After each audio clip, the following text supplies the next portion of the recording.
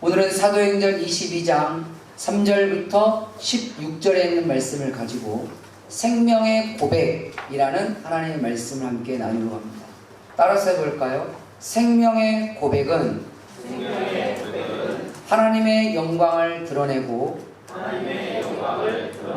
나를 살리고 타인을 살리고 공동체를 살린다.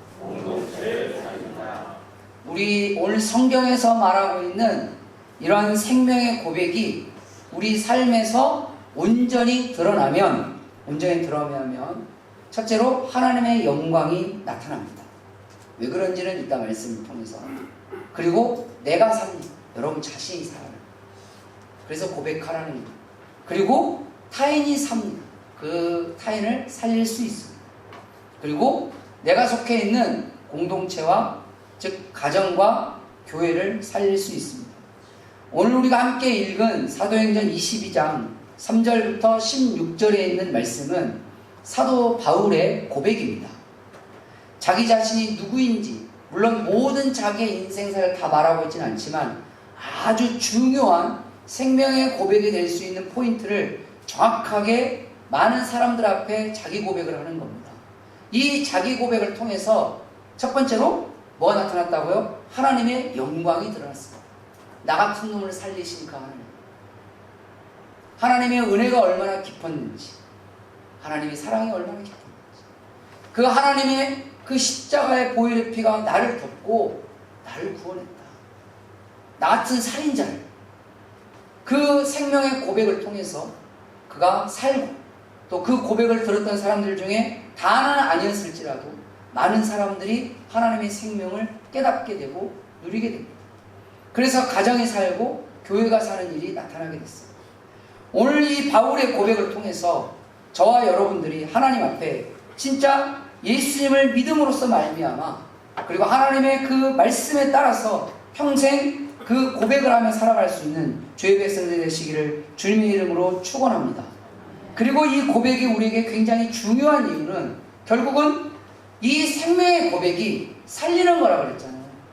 예수님께서 이 땅에 왜 오셨습니까? 우리의 영혼을 살리기 위해서 오셨습니다. 여러분의 가정을 살리고, 우리의 삶을 살리고, 우리의 영혼을 살리고, 우리의 영원을 살리기 위해서 이 땅에 오셨습니다. 그런데 내 고백이 하나님의 영광을 드러내는과 동시에 나를 살리고, 타인을 살리고, 내 자식을 살리고, 내 남편을 살리고, 내 친구를 살리고, 내 가정을 살리고 교회를 살릴 수 있다면 예수님과 같은 일을 하는 것 같습니다. 그래서 그것을 생명의 고백을 다른 말로 사명이라기도 하기도 합니다. 그래서 바울은 이 고백을 통해서 하나님께 쓰임받는 귀한 도구가 됐어요. 이 귀한 도구가 됨으로 말미암아 그는 하나님이 주신 사명으로 세상을 살게 됐고, 그의 사명을 통해서 얼마나 많은 영혼들이 하나님 앞에 돌아간지를 몰라요. 그런데 이 고백에 아주 중요한 대원칙이 두 가지가 있습니다. 그게 첫 번째는 겸손이고 두 번째는 진실함입니다. 즉 생명의 고백이 겸손하지 않으면 자기 자랑이 됩니다. 이 실수를 범하는 사람들이 바로 간증자들입니다. 많은 간증자들 중에는 그 겸손한 간증을 통해서 하나님의 영광이 나타나고 내가 살고 타인이 살고 공동체를 살리는데 귀하게 쓰임받는 사람도 있습니다. 우리가 다니엘 기도회를 통해서 보면 간증자들 중에 어떤 간증자는 정말 자기를 전혀 드러내기보다는 하나님의 영광을 드러내고, 하나님의 사랑을 드러내고, 하나님의 은혜를 드러내고, 하나님의 구원을 드러냅니다.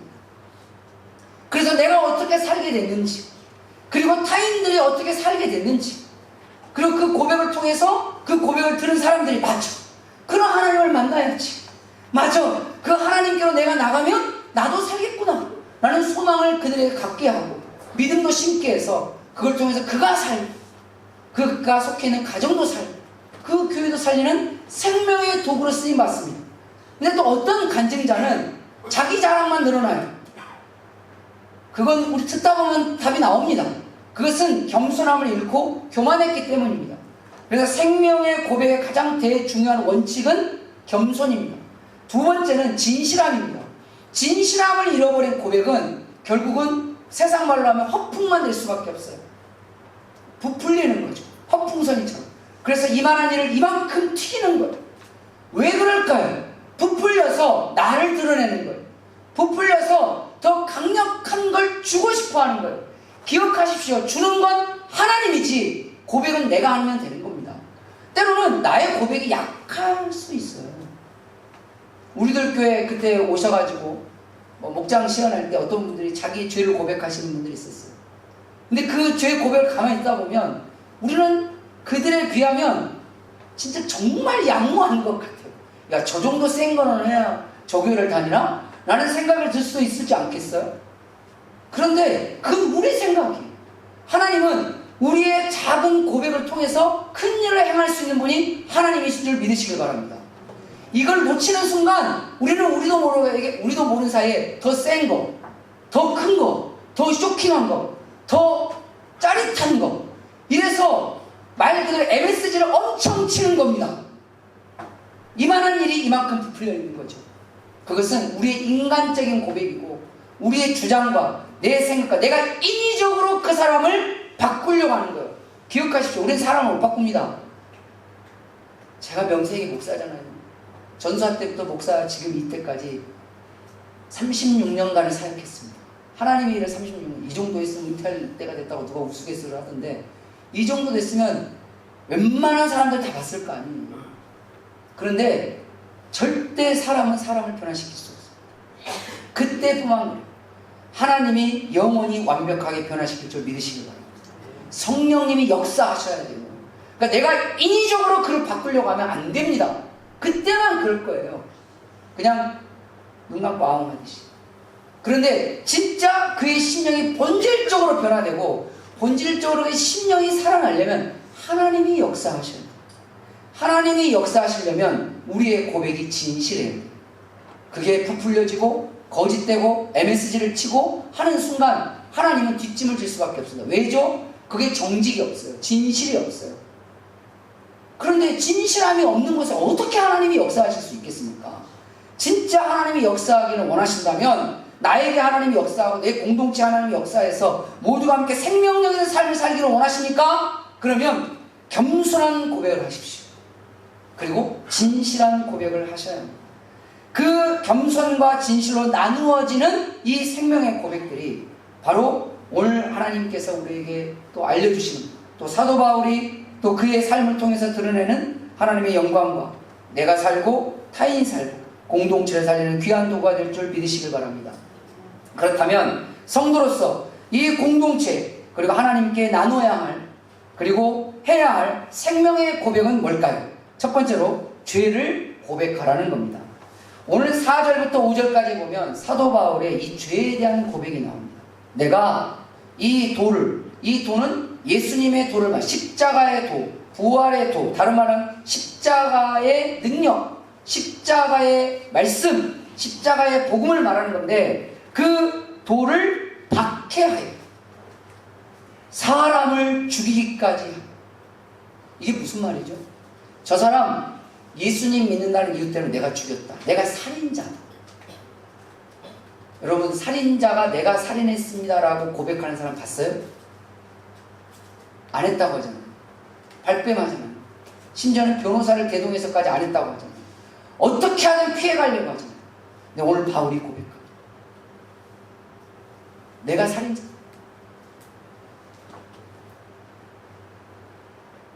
저 사람이 죽을 짓을 해서 내가 어쩔 수 없이 죽인 게 아니라 나와 신앙이 다르다고, 나와 생각이 다르다고, 나와 뜻이 다르다고 그를 죽였다. 하나를 죽인 것도 아니고 여럿을 죽였다. 남녀를 결박하고 옥에 넣었다. 이걸 증언해 줄 수 있는 사람이 5절에 대제사장. 모든 장로들 내 증인이 다 알고 있는 사실이다.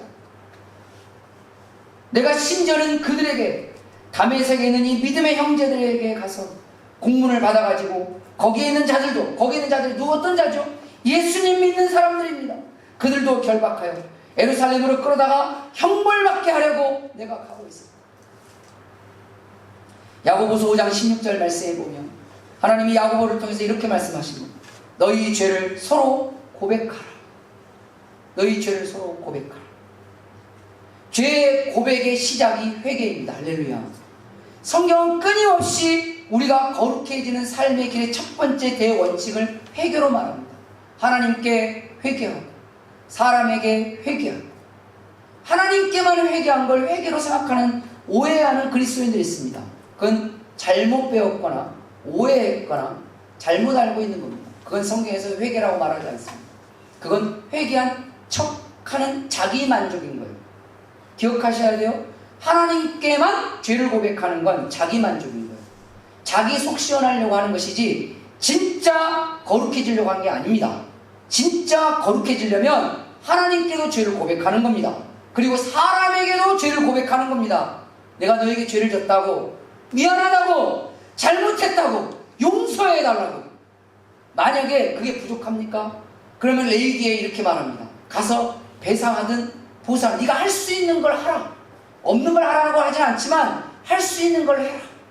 그래서 그 사람이 됐다고 할 때까지, 괜찮다고 할 때까지, 가해자 입장에서는 한 번만 하고 멈추고 싶죠. 그러나 피해자가 되고 싶시오. 왜 우리나라와 일본이라는 나라가 지금도 껄끄럽습니까? 독일은 2차 세계대전 전후를 통해서 얼마나 많은 유럽 사람들을 죽였는지 몰라요. 그런데도 독일은 유럽의 가장 중심이 되는 지도자 국가가 되어 있습니다. 아시아에서 가장 경제 발전을 가장 먼저 이뤘고, 어찌 보면 문명화 가장 빨랐던 일본이라는 나라가 지금도 아시아에서는 아시아 사람들에게 천대받습니다. 그들은 경제적으로 발전했고 정치로 어쩌는지는 몰라도 아시아 사람들 마음 가운데 그들은 절대 지도자가 될 수 없어요. 앞으로는 어쩔지는 몰라도 지금까지 그렇다는 거예요. 왜 그럴까요? 피해자들에게 죄를 고백하지 않습니다. 괜찮다 할 때까지, 됐다고 할 때까지. 지금도 2차 세계대전 기념일이 되면 독일의 총리들은 어떻게 하신지 아시죠? 당시 독일의 그 정권에 하에서 희생을 당했던 수많은 사람들이 있었던, 때로는 수용소들, 때로는 전쟁, 전투 지역들 찾아가서 무릎 꿇고 사죄해요. 그곳에 가서, 독일에 사는 게 아니에요. 폴란드에 있는 아우슈비츠 수용소에 가서 그 앞에서 무릎을 꿇고 거기서 사죄해요. 지금도 2차 세계가 끝난 지 몇 년이 됐는데 80년이 넘어가는 이 상황에도 그렇게. 왜 일본이 아시아 사람들의 마음을 살 수 없는지 답이 여기서 딱 나오는 거잖아요. 그런데 우리는 어떻습니까? 진짜 죄를 고백합니까? 부모님에게 나의 죄를 고백합니까? 자식들에게 나의 죄를 고백합니까? 믿음의 공동체에게 죄를 고백합니까? 하나님 앞에, 사람들 앞에 죄를 고백합니까? 성경은 명령합니다. 너희는 너희 공동체에 너희 죄를 서로 고백하라. 자신의 죄를 하나님과 공동체에 고백할 때 거기에 진정한 회개가 일어납니다. 그리고 진정한 사함이 일어납니다. 그리고 진정한 용서가 일어납니다. 그리고 진정한 치유의 해소가 일어납니다. 안 그럴 것 같으세요? 내가 미안하다고 한 번은 안 되면 두 번, 두 번이 되면 세 번, 세 번이 안 되면 네 번. 그럴 때 그 피해자 입장에서 해소가 안 일어날 수가 없어요. 그게 그를 살립니다. 그게 그를 살리는 거예요. 그리고 그 죄의 고백이 누군가에게 도구가, 도구는 다른 사람을 위해서 기도합니다. 그의 영혼을 위해서, 그 죄 지었던 그 영혼을 위해서 기도해 주는 거예요. 아, 우리 교회 목사님이, 우리 집사님이 우리 앞에 솔직하게 저런 죄를 고백했구나. 그러면 그걸 비난하는 사람은 하나님의 비난을 받는 사람이에요. 성경은 그래요. 근데 그를 위해서 기도해 주는 거예요. 하나님, 저 집사님이 자기 죄를 고백했습니다. 저 죄를 용서해 주시옵소서. 그런데 저도 죄인인 것 같습니다. 저 안에도 저와 똑같은 죄가 있든지 아니면 또 다른 죄가 저 안에도 있습니다. 주님, 제가 하나님 앞에, 사람들 앞에 죄를 지었사오니 저의 고백을 받아주시옵소서. 그래서 죄의 고백이 다른 사람을 위해서 기도를 하고 기도를 받는 일이 되지만 또 내가 회개하게 하는 길을, 그 통로를 만들어준다는 귀한 생명의 효과를 우리에게 낳는 거예요. 그리고 내가 죄를 고백하기 시작하잖아요. 그러면 다시는 그 죄를 짓지 못하게 하는 절제력이 앞에서 생깁니다. 왜죠? 내 죄를 다 알고 있습니다. 사람은 왜 죄를 계속 짓는 줄 아세요? 같은 죄를 계속 두 가지 때문에 그렇습니다. 첫 번째, 사람들이 내 죄를 모를 거다 확신하기 때문에. 두 번째, 사람들에게 내 죄를 속일 수 있을 거다 확신하기 때문에. 그러면 주를 계속 짓습니다. 내가 이런 죄인이라는 걸 다 알고 있어 보세요. 다. 그러면 그 죄를 다시 짓기가 쉬울 것 같습니까? 두 번째, 내가 죄를 짓다 사람들이 다 알고 있어요. 내가 도둑질 할 때 다 알고 있단 말이에요. CCTV가 사방팔방에 다 찍고 있다. 도둑질 하겠습니까? 그 정도로 가지고 죄를 지을 정도 되면 엄청난 강심장입니다. 주님 앞에 진짜 무릎 꿇고 애통해하는 심령이 됩니다. 거룩하죠. 나는 죄 없는 사람인지, 나는 의인인지, 말로는, 형식적으로는 난 죄인이에요 라고 하지만 벌써 그 사람의 태도는 나는 의인이에요. 나는 죄가 없는 사람인 것처럼. 그걸 성경에서는 외식, 가식, 가짐이라고 표현합니다. 죄는 실은 부끄러운 겁니다. 죄는 창피한 게 맞습니다. 하지만 고백은 부끄러운 게 아닙니다. 고백은 창피한 게 아닙니다. 고백은 용기이고, 고백은 겸손이고, 고백은 진실합니다. 우리는 가끔 죄를 고백하면 자기가 실패자인 것처럼 자기 스스로 느낄 때가 있고, 자기 자존심을 자기 스스로 상했다고 느낄 때도 있습니다. 그러다 보니 다른 사람이 내 죄를 지적하면 너무 기분 나빠요. 사실인데 왜 기분 나쁘죠? 내가 실패자라는 생각을 마귀가 넣어주기 때문에, 너의 자존심이 상했다라고 마귀가 넣어주기 때문에, 다른 사람이 나의 죄를 지적할 때 그때 그 음성을, 그 지적을 하나님의 음성으로 깨닫는 저와 여러분 되시길 주님의 이름으로 축원합니다. 그때 우리가 해야 될 건 뭐죠? 죄를 고백하는 맞다. 성경에 보면 유다라는 사람이 나옵니다. 다 아시죠? 야곱의 아들이었던 유다. 그 유다가 며느리에게 약속을 합니다. 그때 제도는 계대혼인 제도였기 때문에 그 가정에 아들이 없으면 가문을 이어갈 수가 없습니다. 그래서 형님이 먼저 돌아가셨는데 그 형님의 가정에 아들이 없거나 자식이 없잖아요. 그러면 그 형수님하고 그 형님의 동생 아우하고 결혼을 시킵니다. 이걸 계대혼인이라고 해요. 그래서 그 형수님이 아이를 낳으면 그 아이는 형님의 입적으로 들어갑니다. 그때 당시 때의 결혼 문화였어요. 그래서 유다가 약속을 하죠. 자기 큰아들이 일찍 죽었거든요. 그래서 며느리에게 약속을 합니다. 둘째가 성인이 되면 너에게 계대혼인 시켜줄 테니까 기다려라. 근데 둘째가 또 일찍 죽었어요. 셋째가 성인이 되면 너에게 계대혼인 시켜주니까 집에 가서 기다려라. 그랬어요. 근데 그 약속을 유다가 안 지킵니다. 그 며느리가 어떻게 하죠? 그 시아버지를 속입니다. 나중에 이 속인 게 들통이 납니다. 그게 당신이라고. 며느리가 그렇게 합니다. 아버님이었다고, 그 사람이. 속인 사람이 아버님이었고, 그래서 내가 그렇게 한 거라고 말합니다. 그때 유다가 뭐라고 하죠? 너가 옳다. 너가 옳다. 네 말이 맞다. 어디 며느리가 시아버지에게, 시아버님이 틀리셨잖아요. 시아버님이 약속을 어기셨잖아요. 시아버님이 약속을 어기서 제가 어쩔 수 없이 그렇게 할 수밖에 없었어요 라고 말할 때 시아버지가 네 말이 맞다. 내가 틀리고 너가 맞아 라고 죄를 고백할 사람이 있기를 주님의 이름으로 축원합니다. 그게 진짜 하나님을 섬기는 사람의 모습이에요. 죄는 지을 수 있어도, 죄는 지을 수 있어요. 예수 믿는 사람도. 저도 죄를 지어요. 그런데 죄의 고백은 믿음의 용기가 필요하고 겸손이 필요하고 진실함이 필요합니다. 다윗이 자기의 가장 충성스러운 신하였던 우리의 아내를 범했습니다. 다 속였다고 생각했어요. 그런데 누구는 못 속입니까? 하나님은 못 속여요. 하나님이 나단 선지자, 나단 목사님을 찾아오십니다. 나단아, 네, 다윗이 이러이러한 죄를 졌다. 나단이 얼마나 놀랐을까요? 제가 목사로서 그럴 리는 절대 없지만 우리 안수집사님들이 그랬다고 하나님 알려주면 저 진짜 눈 뒤집힐 것 같아요. 하나님 그 잘못하신 거 아닌가요? 혹시 조수해가지고 조수 뭐 이쪽이 아닌가요? 혹시 하나님 잘못 들으신 거 아닐까요? 아마 저도 의심을 할 것 같아요. 나단 입장에 봤을 때는 까무러칠 일이었을 겁니다. 아마. 근데 그게 하나님이 하신 말씀 틀릴 일은 없잖아요. 이걸 어떻게 해야 되나? 근데 뭐라고 하시죠? 네가 가서 말해. 와, 이거 진짜 목사로서 못할 일입니다. 당대 가장 위대한 왕이로, 그냥 왕이 아니에요. 나쁜 왕이면 가서 그놈 새끼 나가서 한번 하겠다라고 선지자적인 신념을 갈 수 있는데, 가장 존경받는 왕, 백성들의 가장 사랑받는 왕, 가장 위대하고 칭송받고 있는 그 왕에게 내가 가서 네가 그런 짓을 했지라고 하면 백성들이 그 말 믿겠어요? 저 나단 진짜 미친 거 아니야? 저놈 잡아 끌어내 죽여 하든지, 아니면 다윗이 그 정도 짓을 할 정도 되면 무슨 짓을 할지 그걸 누가 합니까?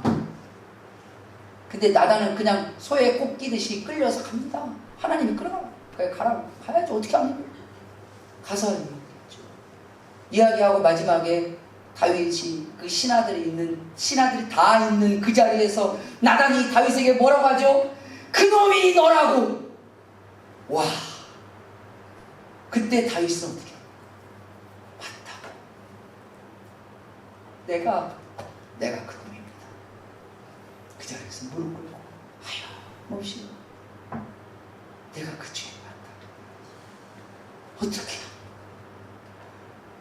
이제와 후회하고 내가 어떻게 합니까? 하나님 저 좀 도와주세요. 이 죄를, 이 나쁜 놈을, 이 죽일 놈을 하나님 도와주시옵소서. 그가 시편에 얼마나 하나님 앞에 통곡하며 기도했던지, 시편에 뭐라고 표현했는지 아세요?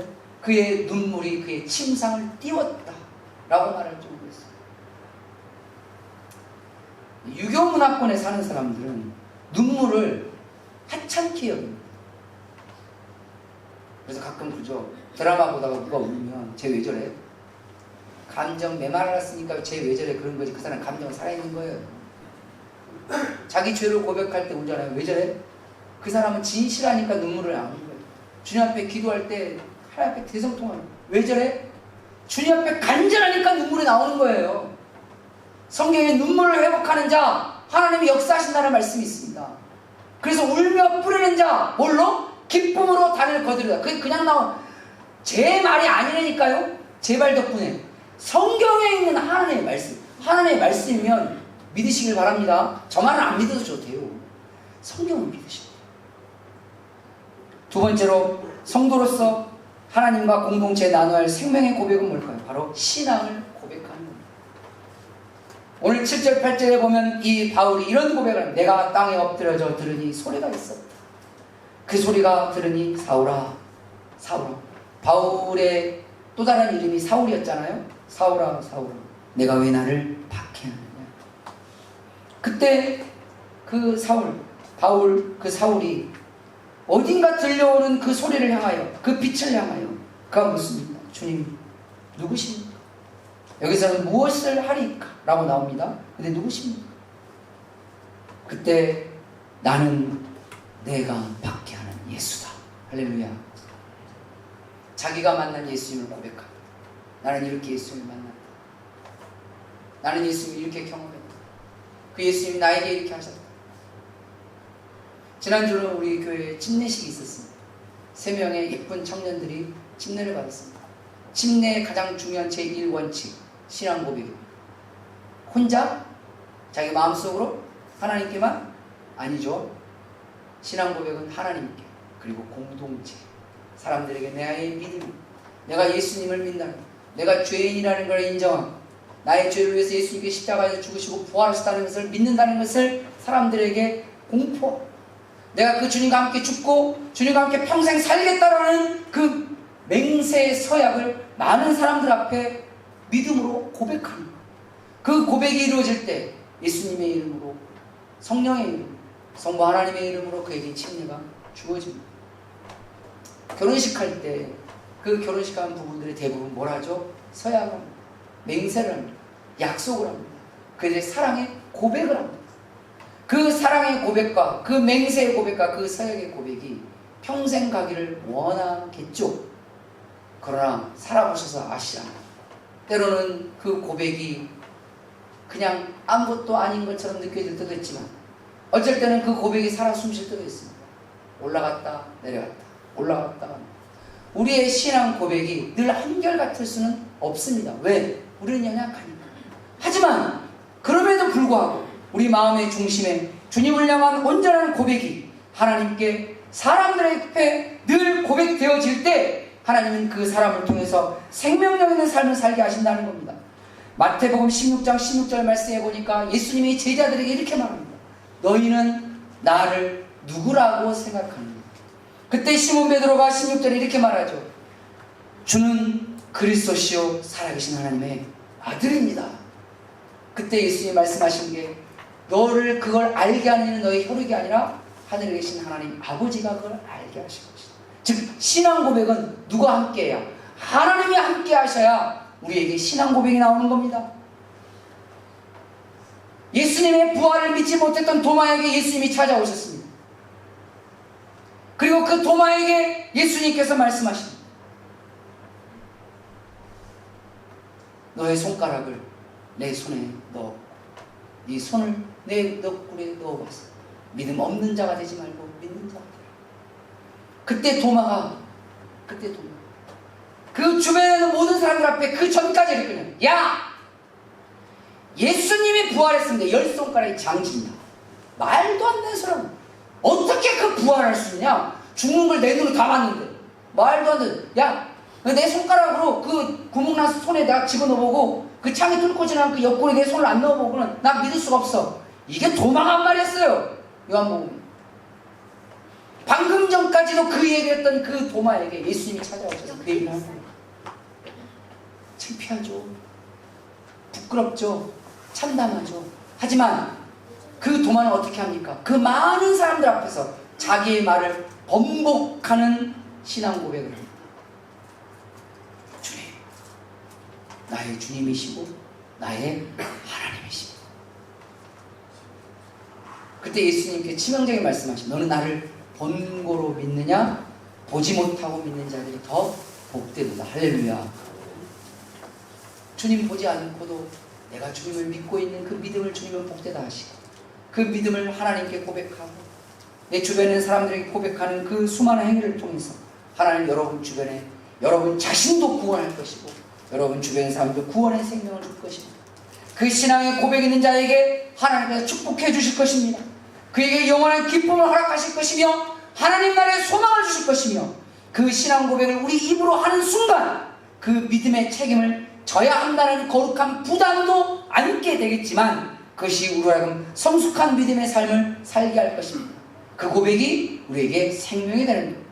세 번째로 우리가 해야 할 생명의 고백은 뭘까요? 바로 사랑을 고백하라는 겁니다. 사랑을 고백하라. 12절부터 13절 말씀에 보면 아나니아의 사랑을 바울이 고백합니다. 자기가 받았던 사랑을 고백하는 거예요. 12절 말씀에 보면 자기가 눈이 멀었어. 그래서 그냥 헤매고 있었어요. 그때 이 바울이 이렇게 고백하죠. 율법에 따라 경건한 사람으로 거기 사는 모든 유대인들에게 칭찬 듣는 아나니아라는 사람, 그런 사람이 있었는데 그가 13절 내게 와 곁에 있었어. 실은 아나니아는 가고 싶지 않았어요. 예수님이 아나니아 찾아왔거든요. 아나니아야, 네, 저기 다메섹 다락방 구석에 사울이라는 애가 지금 눈이 멀어가지고 오늘 내일 하고 있다. 네가 가서 기도해줘라. 그럼 걔가 눈을 뜰 것이고 그리고 그에게 나에 대해서 말을 해줘라. 복음을 전해라. 말씀을 가르쳐라. 라고 아나니아에게 예수님 말씀하셨어요. 그때 아나니아가 예수님께 뭐라고 하는지 아세요? 주님, 그 사울은 수많은 우리 믿음의 형제를 죽인 사람입니다. 얼마나 교회를 핍박하고 우리가 그토록 사랑했던 스데반 집사를 순교해야겠던 사람입니다. 근데 어찌 제가 그에게 찾아갑니다. 그때 주님이 말하죠. 가라. 네가 가야 해. 네가 가서 기도해주고 네가 가서 나의 말을 전하라. 아나니아는 2번 주님께 묻지 않습니다. 딱 한 번만 주님께 하고 2번째 주님이 그 말씀했을 때 네, 그렇게 하겠습니다. 라고 사울을 찾아갑니다. 그게 아나니아가 보일 수 있었던 예수님의 사랑이었어요. 십자가의 사랑이었어요. 예수님이 그토록 서로 사랑하라고 하는 그 말씀의 그 사랑이었어요. 그걸 안고 사울 찾아옵니다. 사울이 그걸 몰랐겠습니까? 자기가 무슨 짓을 했는지를 자기가 알잖아. 내가 죽인 그 사람들의 그 형제가 나를 찾아와. 내가 죽인 그 사람들의 가족과 같은 사람들이 나를 찾아와. 그래서 나에게 주님의 이름으로 복음을 알려주고 기도해주고, 오늘 13절 말씀에 이렇게 이야기합니다. 그 아나니아가 사울에게 이렇게 말했다고 합니다. 형제 사울아, 다시 보라 하거늘 즉시 그를 쳐다보고, 그가 이 사울을 바라볼 때 뭐라서 나의 형제라고 말합니다. 이건 사람하지 않으면 불가능한 일 아닐까요? 이걸 바울이 고백합니다. 아나니아의 사랑이 나를 살렸다. 아나니아의 사랑이 내 눈을 뜨게 했다. 그 받은 사랑을 고백하는 것. 그리고 그 바울도 평생을 그 주님의 사랑의 마음을 가지고 살아요. 그래서 자기를 죽이려고 했던 수많은 사람들을 주님의 이름으로 용서하고, 그들에게 주님의 이름으로 찾아가서 기도해주고, 자기를 죽이려고 했던 수많은 사람들에게 천국의 복음을 알려주는 사명을 평생을 가지고 살아요. 요한복음 21장 15절부터 17절 말씀에 보면 예수님을 배반하고 예수님을 부정하고 도망갔던 베드로를 예수님이 찾아오는 장면이 나옵니다. 그때 예수님 참 속도 좋으시죠? 밥을 준비해 놓으셨어요. 다행히 밥을 탁 준비해 놓고, 그리고 그 서늘한 날 밖에서 일하고 돌아온 베드로와 그의 제자들을 위해서 모닥불도 탁 펴놓고, 예수님이 그 베드로에게 묻습니다. 베드로야, 너가 나를 사랑하니? 그의 고백을 유도하는 거죠. 그때 베드로가 말합니다. 주님, 그러하나이다. 내가 주님을 사랑하는 줄 주님이 아십니다. 근데 예수님이 한 번만 말씀하신 게 아니었어요. 몇 번을? 3번. 왜죠? 베드로가 예수님을 3번 부정했거든요. 정확히는 3번 배신 때린 거예요. 한 번도 아니고 3번씩이나. 이 정도 되면 인간도 아닙니다. 냉정하게 따지면. 똑같은 배신을 3번 때리면 여러 가지 얼굴 보시겠어요? 솔직히 말하면 저도 뭐 안 봅니다. 주님이 보러 가면 가야긴 하겠죠.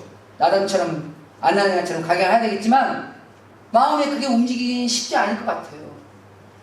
주님의 십자가의 사랑이 아니면 쉽지 않을 것 같아요. 근데 주님이 항상 그걸 무슨 너가 나를 사랑해. 그 말은 뭐죠? 내가 너를 사랑한다는 얘기잖아. 내가 너를 사랑한다. 너 나 사랑해. 베드로가 말하죠. 주님, 제가 주님을 사랑하는지 주님이 아시지 않습니까? 3번. 자신의 사랑을 하나님과 공동체에 고백할 때 감사가 찾아옵니다. 여러분, 사랑을 말하세요. 우리는 가끔 그래요. 꼭 말로 해야 해? 이렇게 이야기해요. 꼭 말로 해야 해? 근데 그건 있어요. 저의 변명입니다. 저의 변명을 고백합니다. 제 변명을 고백합니다. 제가 그래요. 가만히 생각해 본 적 있어요. 마음에는 있거든요, 지금. 사랑하죠. 행동으로 늘 사랑한다는 걸 보이죠. 행함과 진실함으로 저의 사랑을 늘 고백합니다. 증명합니다. 증인에게 나중에 물어보세요. 사실이냐고 따로 개인적으로 사모님에게 진실한 고백을 한번 해보세요. 한번 물어보세요. 제 나름대로는 행함과 진실함으로 해요. 근데 말이 안 돼요. 이 벽을 잘 안 돼서 제가 한 번은 저희 학교 상담학과 교수님을 찾아간 적이 있어요. 요거 때문에. 성경을 사랑을 고백하라고 늘 이야기하는데 내가 성경을 사랑을 고백하라는 말씀을 내가 실천을 못하니까 목사로서 내가 너무 부끄러운 거예요. 그게. 그래서 신학대학교 상담학과 교수님을 찾아가서 제 고민을 물어봤어요. 그랬더니 상담학과 교수님이 딱 이렇게 정리하셨어요. 어렸을 때 사랑해 라는 말을 들어본 적이 있냐. 저희 어머니는 우리 삼형제를 엄청 사랑하셨거든요. 그런데 사랑한다는 말을 들어본 적이 없어요. 가만히 그때 한번 그 전에 한 번도 그런 생각을 안 해봤는데 그때 그 생각을 해봤어요.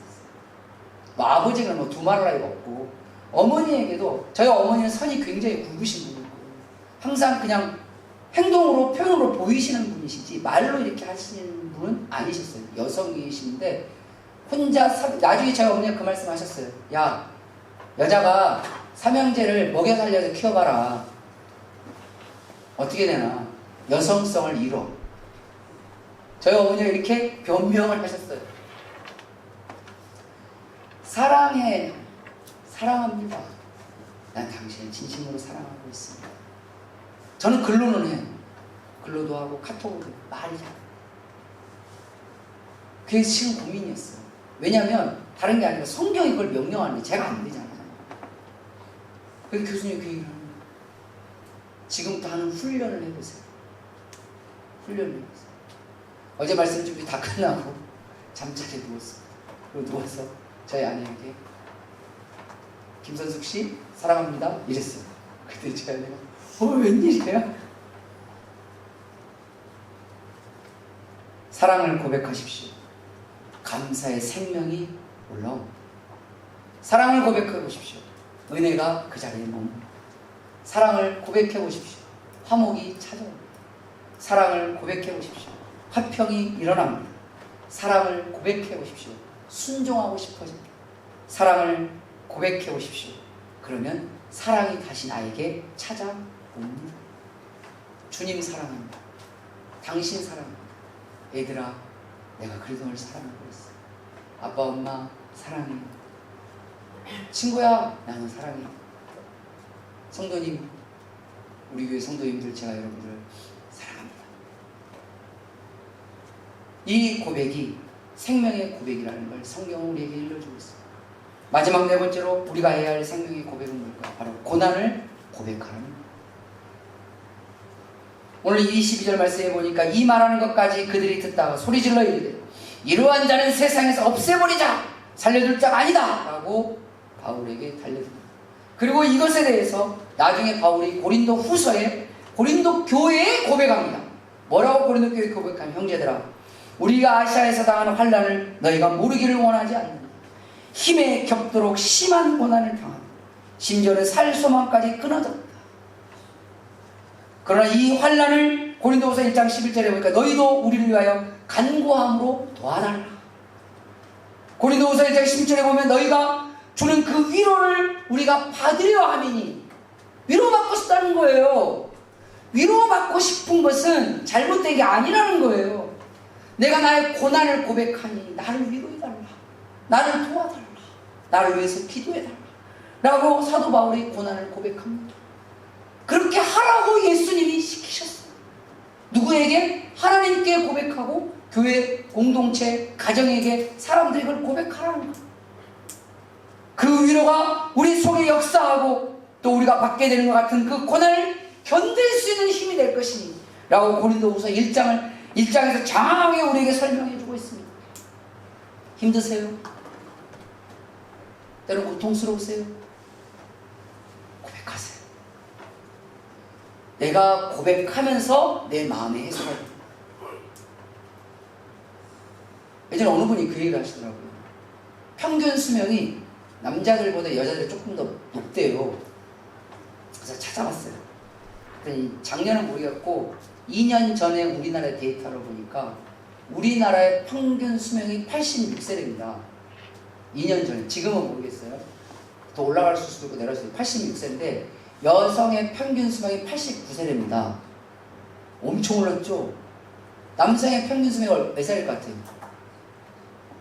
78세래요. 10년 넘게나 차이가 나요. 그걸 어느 심리학자가, 이제 그 의학자를 말하는 게 아니에요. 심리학자가 이렇게 이야기했어요. 여자들은 힘들면 말로 다 안 돼요. 나 힘들면 힘들고 죽겠다 그러고, 싫으면 싫다고 죽겠다 그러고, 좋으면 좋다고 죽겠다 그러고, 다 죽겠대. 좋아 죽겠다, 싫어 죽겠다, 미쳐 죽겠다, 기뻐 죽겠다, 행복해 죽겠다. 말로 다 한다는 거예요. 근데 남자들은 그걸 말을 안 하고 계속 속으로 가지고 있대요. 물론 다는 아닙니다. 만일 그렇다는 얘기예요. 그게 사람의 수명을 갉아먹는다. 이게 심리학자, 상담학자들이 하는 말이래요. 성경은 고난을 우리가 고백할 때 그 고난이 해소가 됩니다. 마음에서. 문제는 해결되진 않지만 문제를 대하는 내 마음의 해소가 되는 거죠. 그 고난을 고백함으로써 나의 어려움을 알리는, 그건 부끄러운 게 아니에요. 다시 말하지만 부끄러운 게 아니에요. 그건 창피한 게 아니에요. 그럴 수 있어요. 중요한 건 고백하지 않는 게 부끄러운 겁니다. 괜찮은 척, 멀쩡한 척, 진짜 멀쩡해요? 정말 괜찮아요? 그게 가식이라고 성경은 말하고 그게 외식이라고 말해요. 마귀는 그거 우리 입을 닫아버리게 말합니다. 말하지 못하게 합니다. 그래서 가정이 힘든데 힘들다는 말을 못하게 해요. 왜? 마귀가. 그래야 가정이 무너지거든요. 힘들다라고 말할 수 있고 누가 힘들다는 말을 들어줄 수 있는 가정이 살아있는 가정이에요. 누가 그러더라고요. 난 남편에게 아내에게 힘들다고 말하고 싶은데 저희 배우자는 들을 마음이 없어요. 그럼 그 가정은 아직 문제가 있는 겁니다. 그건. 근데 그 가정이 되도록 하는 게 진짜 목표이지 들을 마음이 없으니까 말하지 말아야 된다 라는 건 잘못된 생각이에요. 구더기 무서워서 장 못 닦는 것과 똑같습니다. 기도 안 하니까 하지 말자? 말이 돼요? 나의 고난을 고백할 때 그걸 들어주지 않으니까 그냥 우리 집은 고난을 말하지 않는 게 좋은 거다? 그게 맞는 말이에요? 아니잖아요. 고난을 서로 고백할 수 있는 가정이 되도록 만들어가는 것이 우리 가정이 귀한 가정이 되는 비결을 믿으시길 바랍니다. 할렐루야. 진짜로 가정이 살아가는 방법이 뭐겠어요? 좋을 때만 좋아지는 가정이 진짜 가정입니까? 좋을 때만 좋아지는 게 진짜 교회고 그게 구역입니까? 아니잖아요. 좋지 않을 때도 여전히 품어줄 수 있는 그런 가정, 그런 교회, 그런 구역인 게 하나님이 말하는 공동체잖아요. 여러분이 속해 있는 가정이 아직 그런 가정이 아직도 안 되어 있다면 기도하십시오. 그럼 그렇고 그런 가정이 되도록 서로 애쓰셔야 돼요. 그래서 내 자녀의 고난을 때로는 들어줄 줄도 알고 그래서 내 고난을 말할 수도 있잖아요. 내 아내와 내 남편의 고난을 들어줄 줄도 알고 그러면 나의 고난도 말할 수 있잖아요. 그래서 고난을 서로 고백할 수 있음으로 말미암아 그것이 서로에게 도움이 되고 때로는 긍휼의 은혜가 되고 때로는 위로가 되고 격려가 되는 겁니다. 자신의 고난을 하나님과 공동체에 고백할 때 성경 말씀대로 위로의 생명이 찾아옵니다. 격려의 생명이 찾아옵니다. 때로는 도움의 생명이 찾아옵니다. 그런 말이 있어요. 제가 그 1구역 한참 제가 인도할 때 그때 1구역 우리 집사님들이 어르신들이 이런 말을 했어요. 목사님 병이 들면요 여기저기 소문을 내려요. 아유 그 자기 병 걸리고 소문내면 사람들이 좀 안 좋게 보지 않을까요? 좀 창피하지 않나요? 병을 소문내야 그 병을 나을 수 있는 방법을 어디서라도 정보를 얻게 된대요. 누구는 창피해 그런 말을 뭐하러 마귀가 넣어준 마음 고난이 오니까 그러면 그 병을 고칠 수 있는 정보라도 어떤지 아니면 그 말을 들은 그 사람이 양심이라도 있으면 기도라도 해줄 겁니다. 위로라도 해줄 거예요. 격려라도. 근데 그 위로와 격려와 기도가 그때로는 그 도움이 우리를 살리는 생명이 될 수도 있습니다. 그럴 수 있습니다. 제가 아는 분 중에 자기가 너무 아팠어요. 거의 1년 반 동안 너무 아파가지고 해결이 안 돼요. 이 병원 가도 안 되고 저 병원 차 안 돼요. 자식들도 이야기해도 자식들이 이 병원 가보세요. 저 병원 다 안 돼요. 다 안 돼요.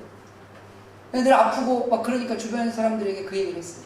그래서 전혀 생각지도 못한 사람이 실은 예전부터 거기를 이야기를 해주고는 싶었는데 뭐 주변에 좀 그런 것도 있고 말을 안 했는데 그러면서 그냥 쓱 하고 이야기를 했어요.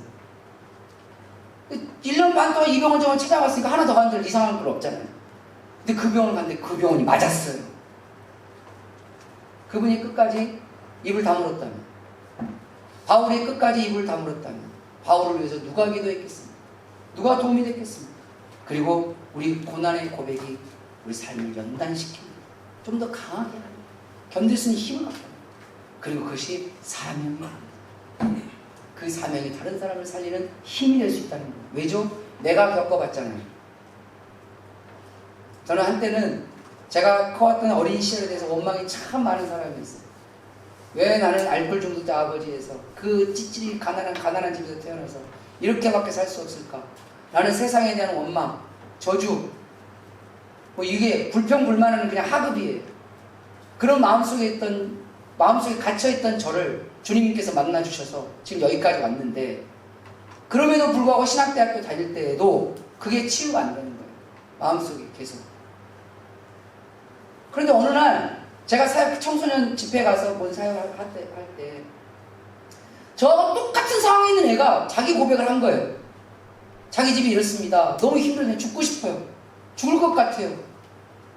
그 아이의 말이 제 귀에는 어떻게 들렸냐면 전도사님 절 좀 살려주세요로 들렸어요.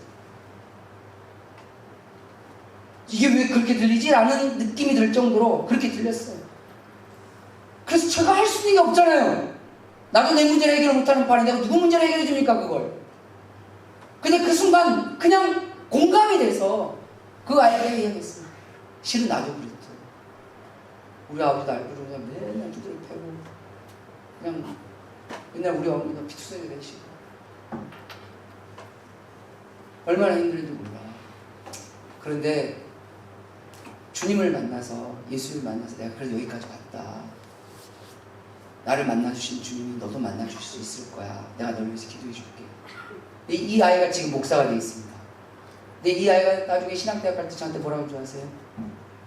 문제가 해결된 건 아무것도 없었지만 그때 전사님이 전사님의 고난을 고백해 준 그것 때문에 걔는 그 표현을 쓰진 않았어요. 전사님이 자기 이야기를 해주신 거. 하지만 성경적인 용어로 보면 전사님의 고난을 고백해 주신 게 자기에게는 위로가 되고 격려가 되고 희망이 되었다는 거예요. 제가 깜짝 놀랐어요. 이게? 내 고난이 그 사람을 살릴 수 있다고? 제가 얼마나 놀랐는지 몰라요. 그러놓고 성경을 보니 성경에 나오는 수많은 사람들이 그런 상처와 그런 고통과 고난 속에서 하나님 붙들고 일어나는 그들의 경험을 다시 고백했다.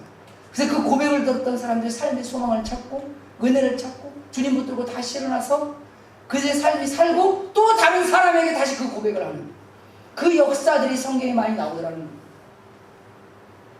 자신의 고난을 고백할 때 누군가를 살릴 수 있습니다. 주님의 생명을 지닌 성도는 자기를 나타낼 때 자랑하는 사람이 아닙니다. 주님의 생명을 지닌 성도는 자기를 나타낼 때 고백하는 사람. 고백을 부끄러워하거나 창피하지 마십시오. 고백을 자존심 상해하거나 실패하자로 인식하는 것은 자기중심적이고 자기 의가 아직도 살아있고 하나님의 마음이 충만하지 않기 때문에 그렇습니다.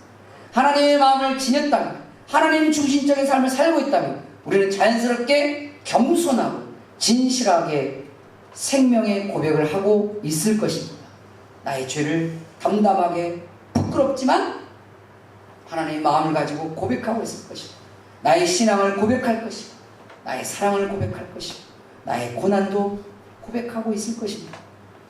이러한 우리의 고백을 통해서 하나님의 영광을 나타낼 것이고 나를 살리고 너도 살리고 우리도 살리고 가정도 살리고 교회도 살릴 수 있는 가장 위대한 사명을 갖게 될 것입니다. 고백에 인색하지 마십시오. 고백을 부끄러워하거나 창피하지 마십시오. 고백을 자존심 상하는 도구로 여기거나 실패자로 마귀에 찌르는 것으로 넘어가지 마십시오. 그러나 고백이 그렇다고 해서 자기 자랑거리거나 영웅담이 되어서도 안 됩니다.